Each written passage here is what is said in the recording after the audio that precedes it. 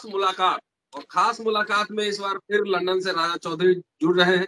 Caste census को लेकर, social justice को लेकर, तमाम इश्यूज को लेकर लाइब्रेरीज में कुछ कुछ वो तलाशने की कोशिश कर रहे हैं, और साथ साथ भारत में क्या घटना क्रम चल रहा है उस पर भी अपनी नजर बनाए हुए हैं। इस एपिसोड में हम 2-3 मुद्दे को लेकर बोलेंगे। एक तो कास्ट सेंसस के सवाल को, एक रिजर्वेशन के सवाल को, और एक प्रमोशन का, रिजर्वेशन इन प्रमोशन, जो कि सुप्रीम कोर्ट का एक अभी ऑर्डर भी आया है, उस संदर्भ में क्या बनता है मामला, इस तमाम बातों को जानेंगे। दोस्तों, रतनलाल बोल रहा हूँ, काम की बात में आपका स्वागत है, और पेश है अम्बेडकर नामा। तो इन सब मुद्दों को जाने, एक लीगल एंगल क्या कह रहा है प्रमोशन के मसले पर, और कास्ट सेंसस का क्या है मसला, लड़की है, और अंग्रेजों ने कास्ट सेंसस की शुरुआत की थी भारत में, तो वहां पे क्या कुछ सीखे हैं, क्या कुछ पढ़े हैं, क्या कुछ जाने हैं, उनसे हम सबको भी परिचित करवाएं, अवगत कराएं। ये हमारी मंशा है कि अम्बेडकर नामा के दोस्त भी जाने की क्या कुछ चल रहा है। राजा, स्वागत है अम्बेडकर नामा में। सर बहुत बहुत शुक्रिया, thank you. And floor is yours, what is happening? जी जी जी, बहुत बहुत शुक्रिया सर। जी, बातें को शुरू करें उससे पहले मैं एक यूपी में बहुत लगभग 3 पार्टियों का चुनाव का घोषणा पत्र आ चुका है, तो उसमें से बहुत 2 पार्टियां जो कहती है कि सोशल जस्टिस को मानती है, उनके लिए सर एक गालिब का शेर है कि तेरे वादे पे जिए हम तो ये जान छूट जाना, कि खुशी से मर न जाते अगर एतबार होता। तो मैं अभी चुनाव का घोषणा पत्र पढ़ रहा था। पिछले 5 सालों के अंदर में रिजर्वेशन और जातिगत जनगणना बहुत महत्वपूर्ण मुद्दा रहा है, और तीसरा किसान का जो मुद्दा रहा है वो, और एक जो माइनॉरिटीज के ऊपर जो हमला हुआ है वो बहुत महत्वपूर्ण मुद्दा रहा है। और इसको लेकर के जो वर्तमान सरकार है, जिसको कई बार आंदोलन के जरिए, कोर्ट के जरिए कई तरीके से उनको बैकफुट पे जाना पड़ा है। तो रिजर्वेशन और जाति जनगणना, रिजर्वेशन पे तो बहुत सारे पार्टी का स्टैंड है, लेकिन जातिगत जनगणना को लेकर के जितना मैं पढ़ रहा था, अब तक 3 पार्टियों, समाजवादी पार्टी, कांग्रेस और बीजेपी ने मैनिफेस्टो जारी किया है। उसमें किसी का प्रॉमिस मुझे नहीं दिखा है, मैं जितना पढ़ा हूं उसमें। दूसरा कि कई बार आप देखेंगे कि 22 दिसंबर के आसपास अखिलेश जी ने, जब योगी जी किसी दलित के यहाँ खाना खाने गए थे, उसी समय पब्लिकली घोषणा की है कि हम जातिगत जनगणना करवाएंगे। वो उनका मीडिया में वो बातें चला अच्छे तरीके से। फिर राजभर जी ने कहा कि जातिगत जनगणना हम अखिलेश जी से कहेंगे कि करवाएंगे, और मौर्य साहब ने भी कहा कि जातिगत जनगणना कराएंगे। और जब ये जाति जनगणना पे जब बातें चल रही थी, उस समय बहन जी का भी ट्वीट आया कि उन्होंने जाति जनगणना की बात नहीं कही, लेकिन ओबीसी की जनगणना करवाएंगे, ये बातें उन्होंने अपने ट्वीट के जरिए, जिस समय ये आंदोलन चल रहा था जाति जनगणना, उस पर भी उन्होंने स्टैंड लिया। कांग्रेस का इस पर कोई खास स्टैंड नहीं है, और बीजेपी का भी स्टैंड नहीं है। आरएसएस ने 2010 के आसपास से उन्होंने जातिगत जनगणना नहीं कराने के लिए अपना स्टैंड रख चुका है। तो जातिगत जनगणना इस बार अब तक जो 3 पार्टी आई है, मेरे अनुसार से कई जगह व्हाट्सएप पे चल रहा है कि जाति जनगणना हम करवाएंगे, लेकिन जो मैनिफेस्टो पढ़ेंगे उस मैनिफेस्टो में जाति जनगणना नहीं है। अभी बहन जी क्या आते हैं वो क्या कहेंगे, उस पे देखेंगे बहन जी का मैनिफेस्टो क्या कहता है, उस पे हम देखेंगे। बहन जी का मैनिफेस्टो नहीं आता है, भारत का संविधान ही मैनिफेस्टो है। भारत का संविधान ही मैनिफेस्टो है, लेकिन कई बार मैनिफेस्टो आजकल ये भी कह सकते हैं कि ट्वीट करके के तमाम सारी चीजें करके वो अपनी बातें को रख सकते हैं, तो उसमें भी हम उससे मूल्यांकन कर सकते हैं। ठीक है। तो दूसरा कि जैसे पिछले बार जब जातिगत आंदोलन की बात चलती थी, तो ये कहा जाता था कि सेंटर ही करा सकता है जातिगत गणना, लेकिन जो मेरी फाइंडिंग है, मेरी व्यक्तिगत रूप से जो फाइंडिंग है, और आपने भी कई बार इस बात को रखा है कि स्टेट भी जातिगत जनगणना करा सकती है।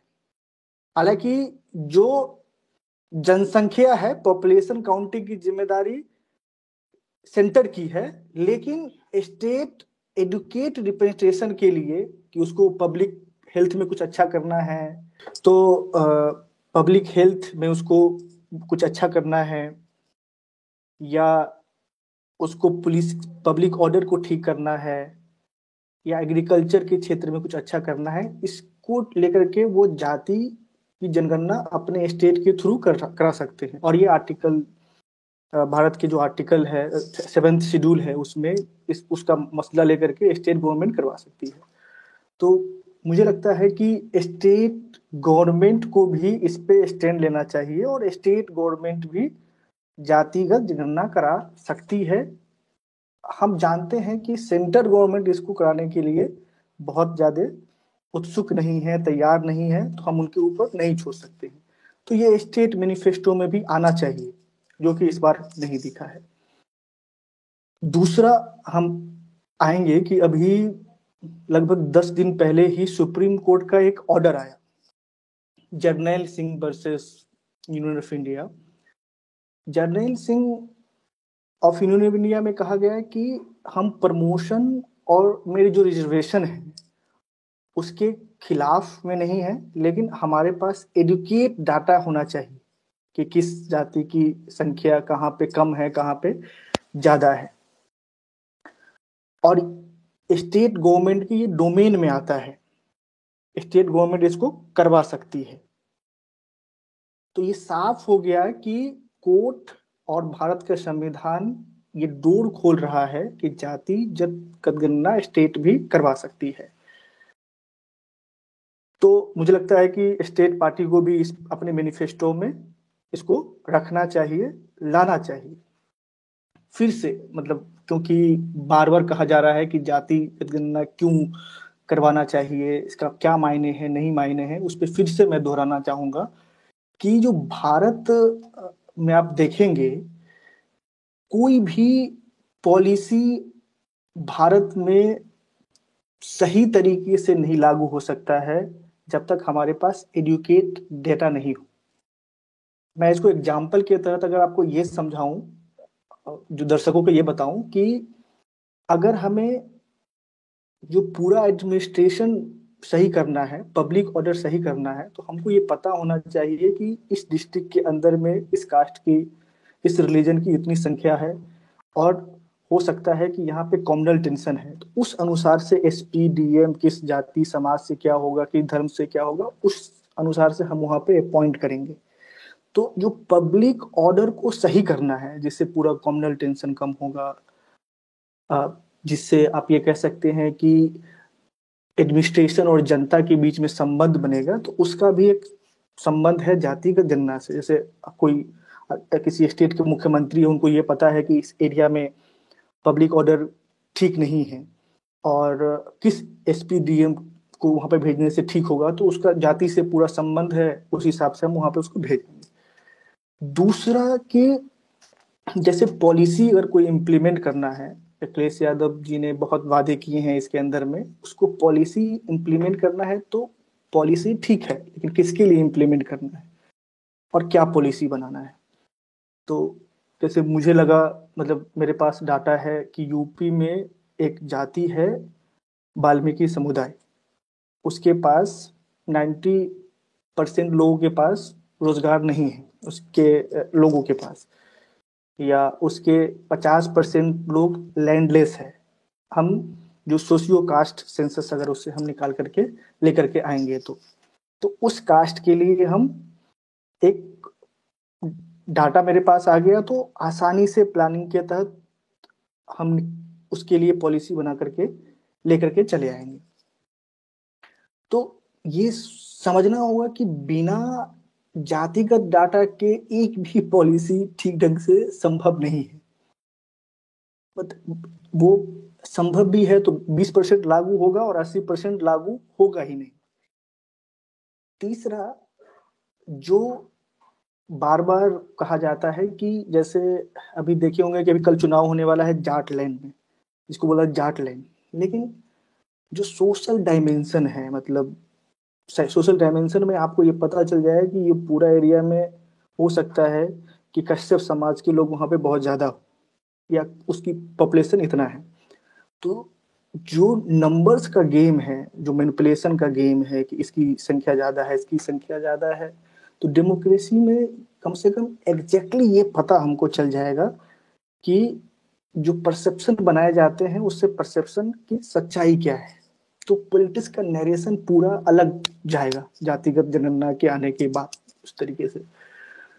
तो एडमिनिस्ट्रेशन, पॉलिसी, पॉलिटिक्स, इसमें ड्रास्टिक चेंज आने की पूरी संभावना है अगर जातिगत जनगणना होती है तो। और मुझे लगता है कि जैसा अखिलेश जी ने कहा है कि हम जातिगत जनगणना करा देंगे, मुझे लगता है कि बहुत सारे पार्टियों के पास, बहुत सारे स्टेट गवर्नमेंट के पास ऑलरेडी जातिगत जनगणना करा के रखा हुआ है, उसको पब्लिश ही नहीं किया है, जान करके डर से पब्लिश नहीं किया, क्योंकि बहुत सारे लोगों को का जो पॉलिटिकल स्ट्रक्चर है वो उस पर चोट लगेगी। तो ये अच्छी बात है कि वो कम से कम यूपी का ही जातिगत जनगणना करवा देंगे। मुझे उस पर थोड़ा शक है क्योंकि वो पब्लिश, अगर वो करवा भी लेते हैं तो पब्लिश होगा या नहीं होगा, ये उन पूरा पॉलिटिक्स यूपी का उस समय से तय करेगा। तो ये है सर कि जातिगत जनगणना इस चुनाव का मुख्य मुद्दा होना चाहिए। और अगर नहीं है, कहाँ है? नहीं है तो सामाजिक न्याय की लड़ाई में ये बहुत बड़ी चूक है और ये इसका कल खामियाजा। एक ऑर्डर आया, अभी आया है एक प्रमोशन को लेकर, आपने पढ़ लिया उसको? हाँ, पढ़ा है जी। क्या है उसमें? उसमें ये सुप्रीम कोर्ट ने साफ कह दिया है कि रिजर्वेशन को लेकर के, प्रमोशन को लेकर के, प्रमोशन इन रिजर्वेशन को लेकर के जो भी सरकार ऑर्डर लेगी तो उसमें हस्तक्षेप नहीं करेंगी। पहली बार ऐसा हुआ कि कोर्ट, हर बार ऐसा होता था कि कोर्ट उसमें जाकर के हस्तक्षेप कर देती थी। इस बार कोर्ट थोड़ा डर गया, जिसको बोलते हैं जुडिशियल एक्टिविज्म करने से अपने आप को बचा लिया है। तो मुझे लगता है कि उसने तो उससे तो पूरी नहीं डर जिम्मेदारी। गया लो कुछ। क्या कह रहे? तो उससे तो नहीं डर गया, रोज बोलते रहते हैं कुछ ना वही कुछ। हाँ, वो जैसे आप देखेंगे कि 13 पॉइंट रोस्टर को लेकर के, SC ST एक्ट को लेकर के जी कोर्ट की पूरे फजीहत हुई इस पूरे मामले में, और गवर्नमेंट ने उसको, उस पूरे प्रोविजन को बदला। तो इससे लगा कि गवर्नमेंट, और इसमें जो सामने लड़ रहे थे सड़क पे, तो उसका ही पूरा प्रभाव है। तो उसमें उसको लगा कि मैं हम इस भी था क्या? मामले जी। मैं भी था क्या उसमें? सर आप तो उसमें लीडिंग भूमिका में थे, उसमें आप सब जानते हैं, रिकॉर्डेड है वो सारे, यूट्यूब पे, सड़क पे, फेसबुक पे, इवन मीडिया में वो रिकॉर्डेड है, तो उसको कोई हटा नहीं सकता है। आज के जमाना में रिकॉर्डेड चीजों को हटा नहीं सकता है। तो मेरे ख्याल से कोर्ट ने एक नई दिशा दी है कि गवर्नमेंट इस दिशा में प्रमोशन में रिजर्वेशन पे बना, रिजर्वेशन दे सकते हैं, लेकिन बजाते उसके पास एडुकेट डेटा हो। तब आप एडुकेट डेटा कहाँ से आएगा? एडुकेट डाटा जब तक आप कास्ट सेंसस नहीं करवाएंगे तो एडुकेट डाटा उसके बिना संभव ही नहीं है।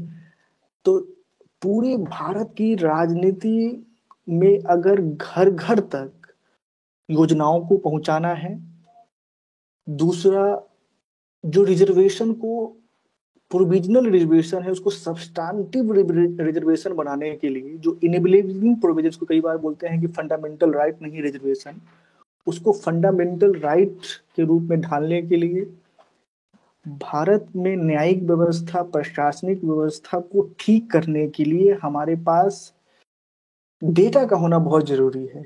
और भारत के समाज का जो डिवीजन है वो जाति है, और उसके बिना तो आप बहुत पॉलिसी या किसी लेवल पे आप बहुत महत्वपूर्ण डिसीजन ले ही नहीं सकते हैं। और यही कारण है कि भारत में जो गैप है ना, जैसे राजीव गांधी जो कहा करते थे कि हम भेजते हैं 1 रुपया और 80 पैसा, 100 रुपया भेजते हैं और 80 रुपया रास्ते में ही खा जाते हैं जी, 85 शायद जी। तो वो ये 85 रुपया को अगर बचाना है तो जातिगत जनगणना कराना होगा। और इसको महत्वपूर्ण, और सामाजिक न्याय की राजनीति तो मुझे लगता है कि बिना जातिगत जनगणना कराए बिना संभव ही नहीं है। मतलब उसको आप जो 85% कहते हैं, 80% कहते हैं, या 60% लोहिया जी कहते हैं, या जगदेव बाबू उससे थोड़ा आगे बढ़ के कहते हैं, तो ये सब का ये तो एक ये है, आप कहे हुए शब्द है, लेकिन उसको सब्सटेंस करवाने के लिए तो आपको जातिगत गणना तो करवाना ही होगा। मुझे लगता है कि अगर स्टेट गवर्नमेंट इसको करवाए ना करवाए, सेंट्रल गवर्नमेंट इसको करवाए ना करवाए, लेकिन इसका इंडिपेंडेंट प्रयास भी होना चाहिए। इंडिपेंडेंट प्रयास भी होना चाहिए। इसमें बहुत इस बात को लेकर के आप जानते हैं कि अम्बेडकर नामा ने कहा था कि हमको आर्टिफिशियल इंटेलिजेंस तमाम सारी चीजों से डेवलप करके कम से कम हम 10 जिले का कम से कम जातिगत गणना करा करके लेकर के आएंगे, और उसके बाद वहां पे पॉलिसी इंप्लीमेंट करके देखेंगे कि देखिए इस जाति के पास ये नहीं है, इस जाति के पास ये नहीं है, और इसको कैसे हम मेन स्ट्रीम से जोड़ सकते हैं। तो ये संभव है अगर कोई इंडिपेंडेंट प्रयास बेस्ट की टेक्नोलॉजी से जोड़ करके, फेसबुक, ट्विटर और ये पूरा जो माइक्रोसॉफ्ट है, तमाम सारे लोग हैं जो कहते हैं कि हमारे लोग वहाँ पे उनको चला रहे हैं, ये कर रहे हैं, तो उन सबको बुलवाइए और कहिए कि जातिगत जनगणना के लिए कोई ऐसा सिस्टम बनाओ जिससे सब व्यक्ति का डेटा। मैं सोच रहा हूँ कि एक पॉलिटिकल पार्टी बना हुआ, मेरा मैनिफेस्टो एक ही होगा, जाति जनगणना, बस। यस यस, नहीं मैं कह रहा हूँ कोई मैनिफेस्टो एक नहीं है, वो सारे मैनिफेस्टो का जड़ है, उसी वही ऐसा सेंटर है, ठीक है। हर जगह चोट करने से बहुत ज्यादा कुछ चोट लगती नहीं है।